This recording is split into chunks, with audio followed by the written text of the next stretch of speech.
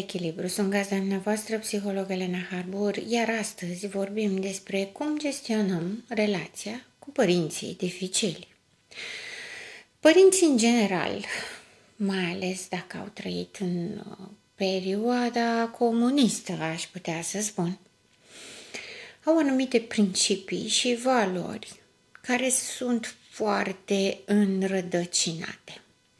Vorbim despre educația de genul nu îți pupa copilul decât în somn, să nu știe că îl iubești ca să nu-și o ia în cap.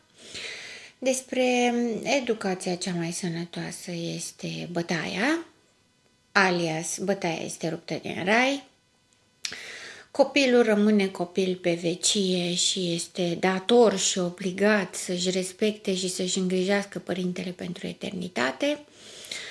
Toate răutățile și nedreptățile care li s-au făcut când erau copii sau tineri sunt îndreptățite să le facă celorlalți și, odată cu vârsta, au dreptul să fie capricioși, nemulțumiți, persecutori, abuzatori, pentru că copilul devenit adult este dator și obligat să-l suporte, să-l susțină, să-l întrețină, să-l respecte și așa mai departe, pentru că și-a câștigat acest drept odată cu vârsta.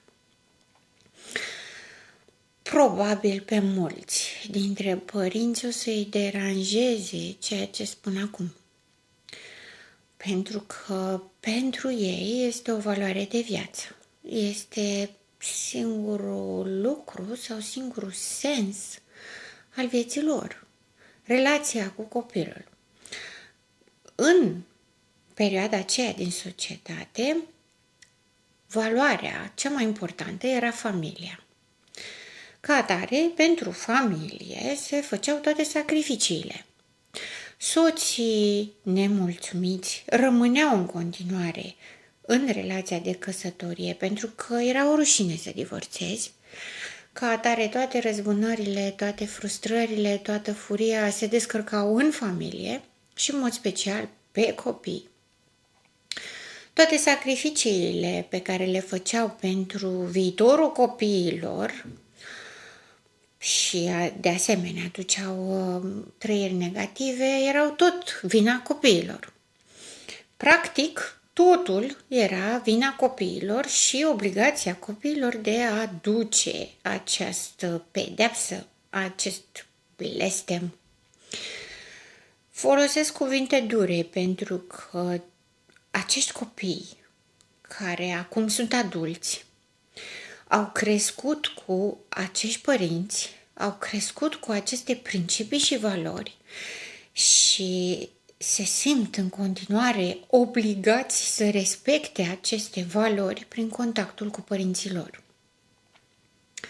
Desigur, părinții, ajungând la o vârstă destul de înaintată, după ce că viața lor n-a fost mulțumitoare, n-a fost satisfăcătoare, după ce că au trăit multe situații dificile pe care poate n-au știut să le gestioneze, dar a trebuit să o facă.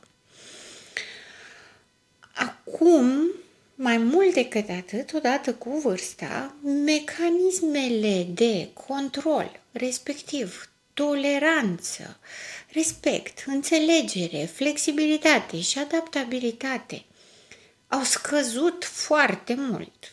Chiar dacă și-ar dori să fie adaptabil, nu mai reușesc. Lucru care creează frustrare și furie în plus. A cui va fi vina? Tot a copiilor. Copii care acum sunt adulți, au la rândul lor copii, poate și chiar nepoți. Însă, acești copii se simt în continuare îndatorați față de părinții lor. Deși, din punct de vedere clinic, orice evaluare ar aduce în vedere abuzul psihoemoțional, având în vedere că este vorba despre o vârstă înaintată, posibilitățile de a mai recupera relația și a o duce pe un drum sănătos sunt foarte mici spre deloc. Ceea ce ne obligă ca singură posibilitate pe care o avem în această situație este a pune limite. Cumva cred că v-ați fi așteptate de la mine să spun să avem răbdare, să avem înțelegere, să avem toleranță, că sunt oameni bătrâni. Ei bine, nu. Ar fi însemnat să fiu și eu tot un copil cu minte supraadaptat al unor astfel de părinți. Pe de altă parte, dacă aș face acest lucru, n-aș face altceva decât să mă erigez într-un rol de victimă și să susțin mai departe rolurile de victime în toate situațiile. Ceea ce nu-mi pot permite. Și nu-mi pot permite să fac acest lucru nu numai datorită profesiei pe care o am, ci și ar fi un afront pe care l-aș aduce sănătății mentale. Nu voi putea niciodată să susțin devierea, dezechilibrul, abuzul în nicio formă. Pentru că, în realitate, abuzul nu este niciodată justificat. Nu este niciodată normal să fie, indiferent că există o tulburare psihică sau o îmbătrânire accentuată. Nu, nimeni nu are dreptul să abuzeze pe nimeni în nicio condiție. Este un principiu al sănătății psihice, morale, educaționale, sociale, fizice. Iar acest principiu trebuie respectat dacă ne dorim să trăim într-o lume sănătoasă. Iar această lume sănătoasă pornește de la noi.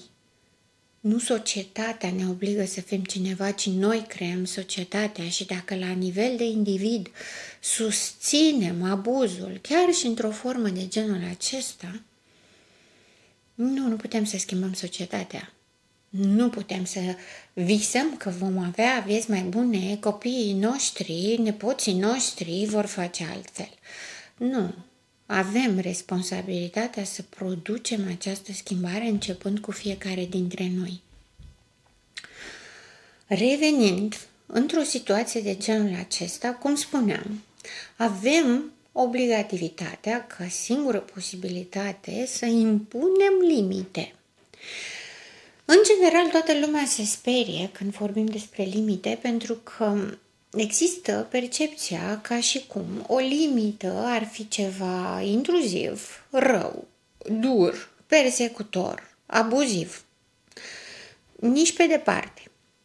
Întotdeauna când vorbim despre o limită, vorbim despre propria capacitate și alegere de ce aleg să trăiesc și ceea ce pot și nu pot să fac în mod realist.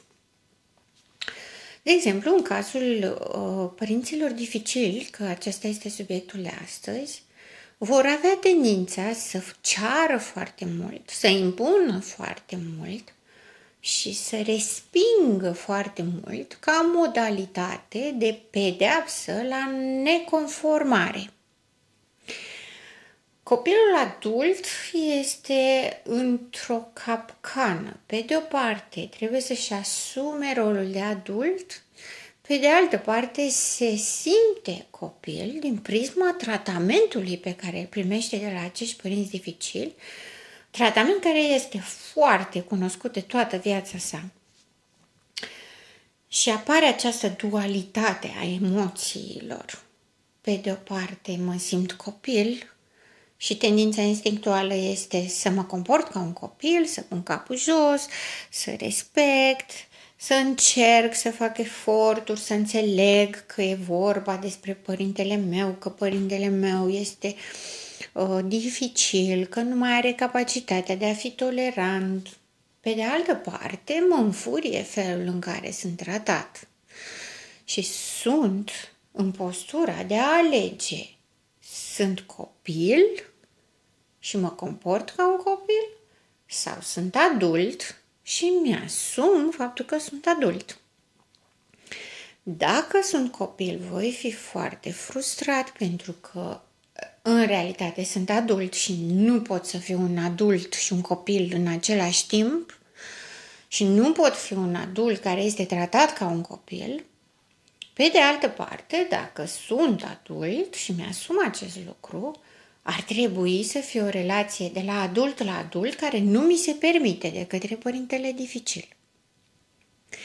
Părintele dificil mă obligă să fiu copil, eu nu mai sunt copil.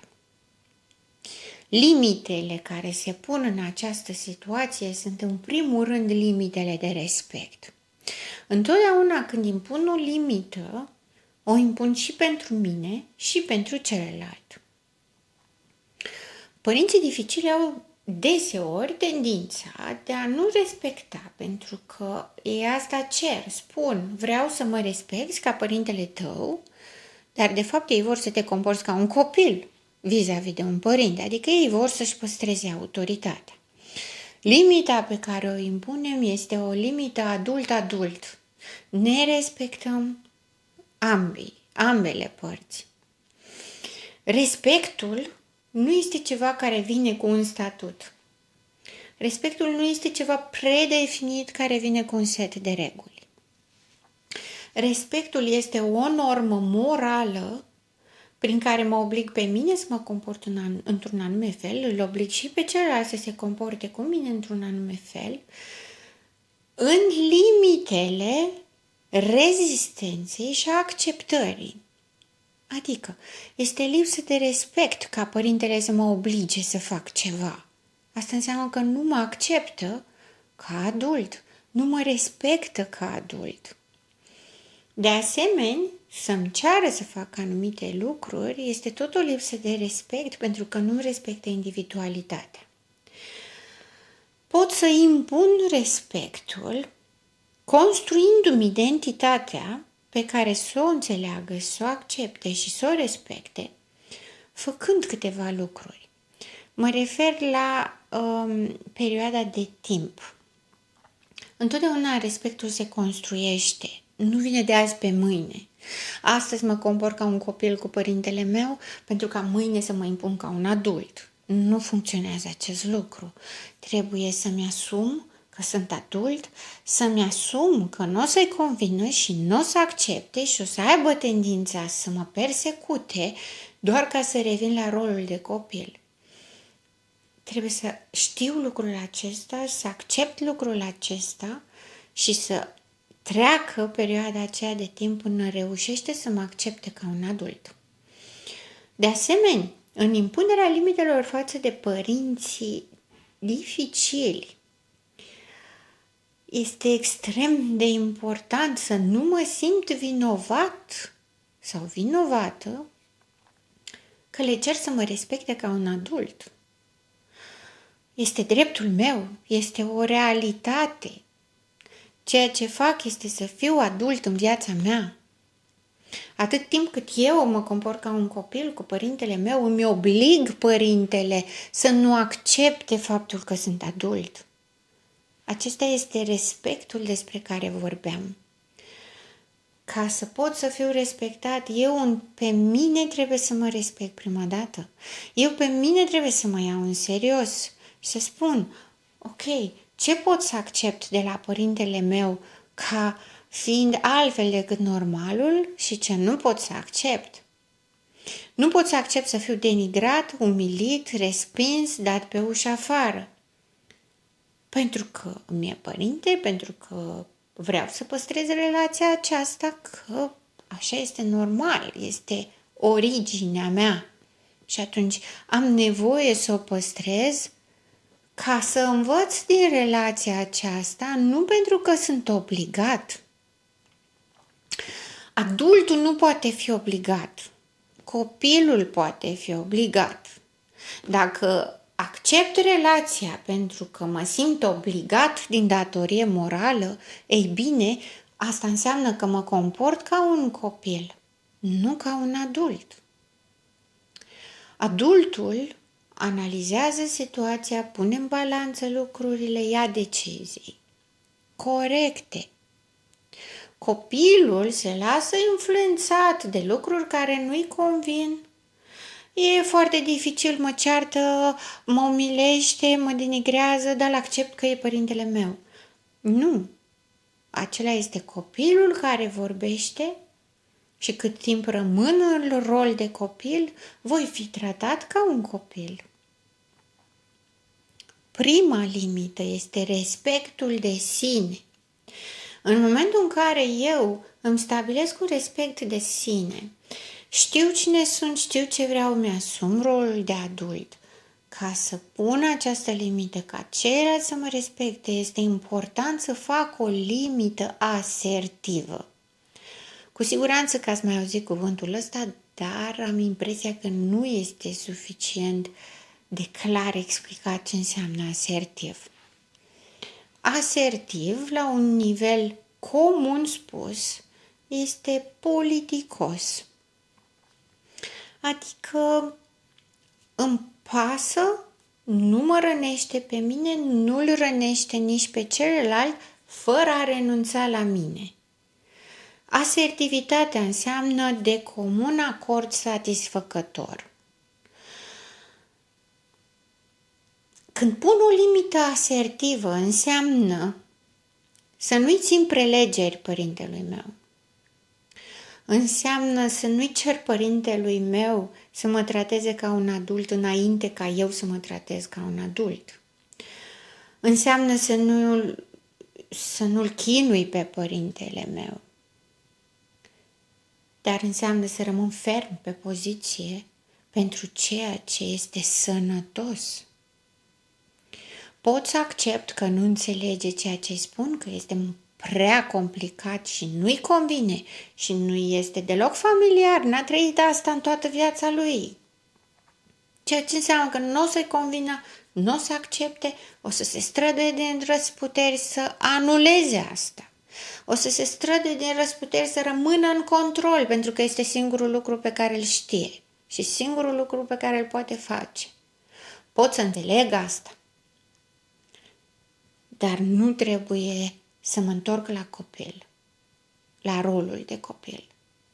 Ca atare, îi aduc aminte permanență că sunt adult, îi aduc aminte în permanență că mi-au deciziile mele, îi aduc aminte cu fermitate, nu cu duritate. Îi aduc aminte că sunt răspunzător de deciziile mele și dacă aleg să fac ceva este pentru că vreau eu, nu pentru că mi impune cineva. Îi atrag atenția că deciziile pe care le iau sunt pentru beneficiul amândurora, nu în detrimentul lor. Îi atrag atenția și scot în evidență faptul că ceea ce eu decid este în avantajul tuturor și, mai mult decât atât, modalitatea în care o fac aduce echilibru și nu dominare, putere, supunere, autoritate, nu. Adică ceea ce fac este să subliniez relația de parteneriat dintre noi, relația de sănătate dintre noi. Desigur, nu mă aștept să le accepte, ca atare trebuie să nu mă simt vinovată că nu le acceptă. Este dreptul lor să nu le accepte, la fel cum este dreptul meu să le cer. Este obligația mea să transmit cum sunt tratată, cum accept să fiu tratată. Este dreptul lor să nu le convină acest lucru. La fel cum nu accept niciodată dacă a greșit să recunoască că a greșit sau să-și ceară iertare. Nu aștept asta. Pot să o folosesc ca model atunci când încearcă să mă denigreze sau să mă umilească. Dar doar ca model. În sufletul meu nu aștept asta. Pentru că știu că nu o să o obțin și Pentru că adultul nu așteaptă validarea părintelui. Doar copilul o așteaptă. Dacă eu, în calitate de părinte, de copil al părintelui meu, aștept ca părintele meu să înțeleagă și să mă trateze cum n-a făcut-o niciodată și să-mi dea ce în sfârșit mi-a lipsit toată viața, pentru că acum poate vede câtă nevoie are de mine și poate acum, în sfârșit, în al 12-lea ceas, o să-i vină mintea la cap și o să fie ce n-a fost niciodată, este sortită eșecului, pentru că asta înseamnă că eu sunt încă în rolul de copil care așteaptă validarea părintelui. Păi dacă n-am primit-o 40-50 de ani, nici nu să fie mari șanse să o primesc. Este mai bine să fiu realist, ancorat în realitate și să îmi propun scopuri pe care le pot realiza, nu să rămân în vise și în așteptări nerealiste ca să-mi produc singur suferință. Este clar că dacă părintele meu n-a făcut-o, nu are această capacitate sau nu are determinarea sau poate pur și simplu nu vrea. Are dreptul să nu vrea, că e încăpățânat. Și a câștigat dreptul să fie încăpățânat odată cu vârsta. Ok, are dreptul ăsta, dar asta nu înseamnă că eu trebuie să rămân atârnat în așteptare. Nu, adultul nu rămâne atârnat, adultul nu rămâne în așteptare, adultul nu este dependent de validarea al cuiva, ci adultul pune în balanță și în echilibru ceea ce trebuie făcut din punct de vedere al sănătății. Nu trebuie făcut pe o moralitate abuzatoare care practic nu există și nu duce nicăieri. Sănătatea este cea care determină cât facem, când facem și cum facem față de părinți dificili. Nu ceea ce spun ei, nu ceea ce mi-aș fi dorit în copilărie, nu ceea ce a spus vecinul, nu ceea ce se dă la televizor. Sănătatea, doar sănătatea, rezultatul sănătos. Pentru că rezultatul sănătos nu înseamnă că trebuie să fie lapte și miere, nu înseamnă că trebuie să fim într-o fericire supremă și sublimă, nu înseamnă că o să facem ce n-am făcut toată viața noastră, ci rezultatul sănătos înseamnă că ambii, și adultul, copilul devenit adult, și părintele care refuză să-și facă rolul de părinte și preferă să fie dificil și capricios ca un copil veșnic nemulțumit, obligându-și copilul să devină părintele său, dar când devine părintele său, pedepsindu-l și reîntorcându-se într-o zonă de autoritate. Și aici ne întoarcem la relația toxică despre care am vorbit dățile trecute. Nu este obligativitatea noastră morală să acceptăm asta în calitate de copii deveniți adulți. Nu. Obligativitatea noastră este să păstrăm sănătatea. Pentru că atâta timp cât facem orice fel de joc, că suntem copii, că suntem părinții părinților, că suntem orice altceva decât adult, ne vom pierde în aceste jocuri, iar rezultatul nu va duce la sănătate. Până implementezi relația sănătoasă, va fi dificil pentru ambii. Pentru adultul care trebuie să ducă atitudinea de adult, care uneori se va simți vinovat față de părintele său, uneori își va dori mângâierea părintelui său ca un copil, uneori se va simți să se comporte ca un părinte cu părintele său, care acum se comportă ca un copil capricios și nemulțumit. Toate lucrurile acestea trebuie să și le țină în frâu. Trebuie să rămână ferm, dedicat și loial adultului din sine, ca să poată să relaționeze și să reacționeze corect și sănătos față de părintele său. Părintele, oricât de capricios, de nemulțumit și de alintat s-ar comporta ca un copil, nu are nevoie să-i fiți părinte. Niciodată. Are o vârstă pe care a parcurs-o cum a știut mai bine, dar având în vedere că a ajuns la vârsta aceasta, asta înseamnă că are toată capacitatea să facă față la tot. Nu este nimic la care nu se poate descurca. O dovedește toată experiența de viață. Oricât de autoritar ar fi și v-ar impune să vă comportați ca un copil, nu are nevoie să fiți copilul lui în continuare, așa mic și neputincios și cu minte și submisiv. Nu! Pentru că îi veți demonstra că nu sunteți în stare să fiți pe picioarele proprii și asta îl va înfuria.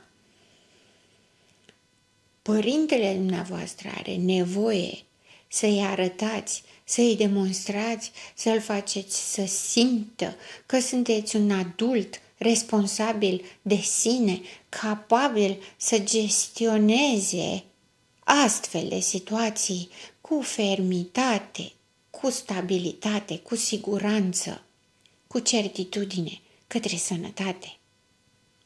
Pentru că dacă sunteți la rândul dumneavoastră părinți, puteți foarte bine să vă dați seama că orice părinte vrea copilul lui să fie pe picioarele lui. Asta vor și părinții dumneavoastră, indiferent prin ce manieră o arată. Vor să știe că sunteți pe picioarele dumneavoastră și că vă puteți descurca în orice fel de situații. Că nu vă lăsați manipulați, că nu vă lăsați influențați, că nu vă lăsați păcăliți. Este normal și sănătos. Chiar dacă, la prima vedere, ei nu se comportă așa. Chiar dacă tendința este să vă țină în dependență, să vă manipuleze cu rușine și cu vinovăție, să vă ceară foarte multă atenție, să vă ceară ceea ce nu puteți să le dați, să vă strice bucuria atunci când sunteți fericiți. Chiar dacă încearcă toate aceste lucruri, același lucru își doresc, să fiți adulți pe picioarele dumneavoastră. Ca atare, toate limitele sunt legate de asta. După cum ați observat în emisiunile mele, refuz să fac acei 5 pași pe care îi vedeți peste tot. Trebuie să faci așa, așa, așa, așa.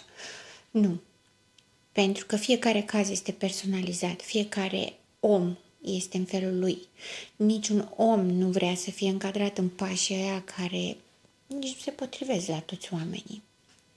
Atât timp cât înțelegeți despre ce este vorba și ce stă în spatele comportamentului lor, care este nevoia lor reală, pașii pe care îi faceți se nasc de la sine la fața locului.